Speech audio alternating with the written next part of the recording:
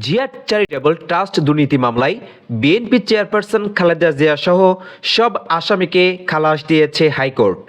বুধবার ২৭ নভেম্বর বিচারপতি এ.কে.এম. আসাদুজ্জামান ও বিচারপতি সৈয়দ এনায়েত হোসেনের হাইকোর্ট বেঞ্চ এ আদেশ দেন।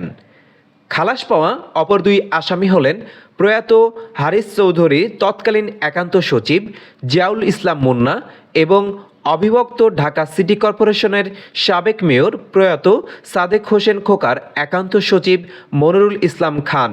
আগে আরেকটি মামলা সম্বন্ধে আপনাদেরকে বলেছি যে অরফানেজ, সেটা সম্বন্ধে আজকে আর বলতে চাই না।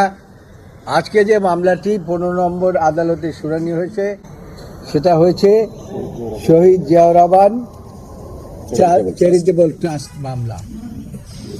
এই মামলার মধ্যে ইনফ্যাক্ট কোনো সাক্ষী বলে নাই যে বেগম খালেদা জিয়া এই জিয়া চ্যারিটেবল ট্রাস্টের নামে কোনো ক্ষমতার অপব্যবহার করে কোনো টাকা আত্মসাৎ করেছে।